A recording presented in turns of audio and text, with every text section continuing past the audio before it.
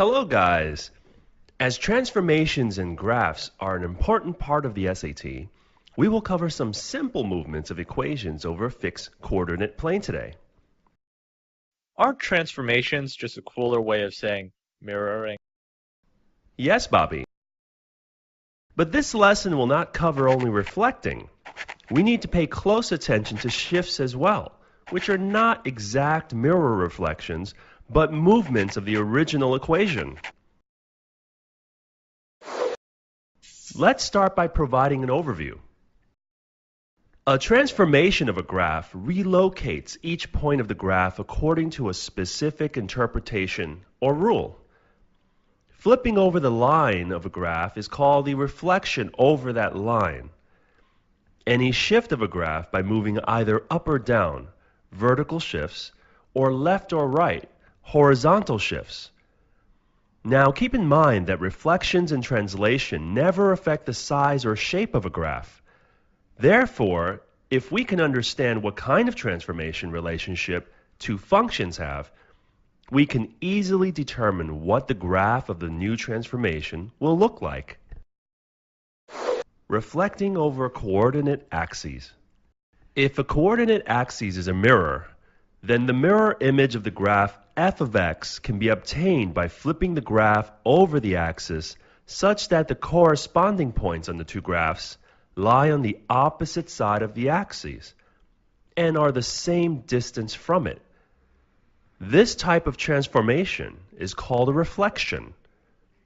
The new graph has the same size and shape of the original graph. There are essentially three types of reflecting over a coordinate axis. Reflecting y is equal to f of x over the x-axis.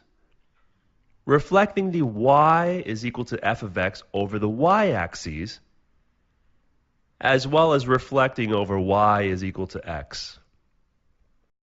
Let's go over how to reflect over the x-axis first. Consider the x-axis a folding paper or mirror. Each point on the graph has a specific formula or translation upon how a point will reflect. In situations where we reflect over the x-axis, we can simply convert each xy coordinate to x negative y. So basically, if you flip over the x coordinate, you do the opposite and negate the y coordinate values. Reflecting y is equal to f of x over the y-axis. Replacing x with negative x reflects the graph over the y is equal to f of x over the y-axis. Notice how we simply do the opposite now and switch over the x value. So whenever we flip over the y-axis, you simply negate the x values now. Reflecting over y is equal to x. When a graph of a function is reflected over the line y is equal to x, each point of the function is now mapped and flipped over completely, like so. Notice how the coordinate AB is now simply reversed and BA now? Okay, now that we understand simple reflections, let's move on to some harder shifting concepts. Shifting graphs up or down. Adding a number other than 0 to any function shifts the graph up or down. If the number added to the right is positive, we can shift the graph up. If the number is negative, we can shift the graph down. If in the following graph f of x is equal to x squared, then the graph of y is equal to x squared plus 5 can be obtained by shifting the original graph 5 units up. Now, if we were to take the original equation, y is equal to x squared, and subtract by 6, our shift of the original function will simply move down by the respective number. In this situation, down by 6. Shifting graphs left or right. Now, say if we were to replace x with a x minus 2 or a x plus 4, this will shift our graph left or right respectively. So for example, in the following graph, if we were to take x is equal to x squared, it would translate to f of x is equal to x minus 2 squared. Our graph would now shift 2 units to the right. Yes, you heard me right, to the right. Just remember that when you add or subtract to the actual x value, the shift works in reverse. So now if I were to add 4 to x, my equation would shift over 4 units to the left.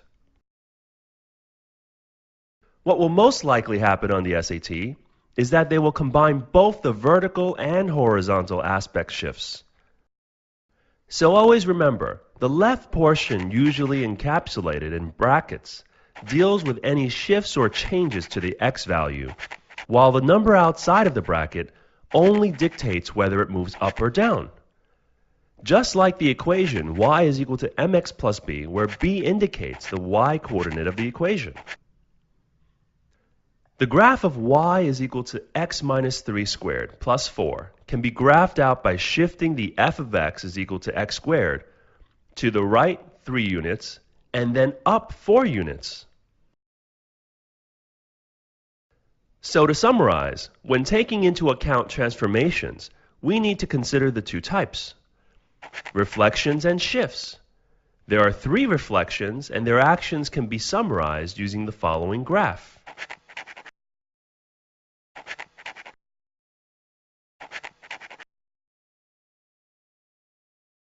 When we consider shifts, graphs can go up, down, left, right, or any combination of these movements. Just remember to keep in mind that any addition or subtraction to the x value will cause the reverse effect on the graph, while any addition or subtraction to the y-coordinate will cause the graph to move naturally. Now, if we can only shift Bobby out of this class, that would be a real transformation.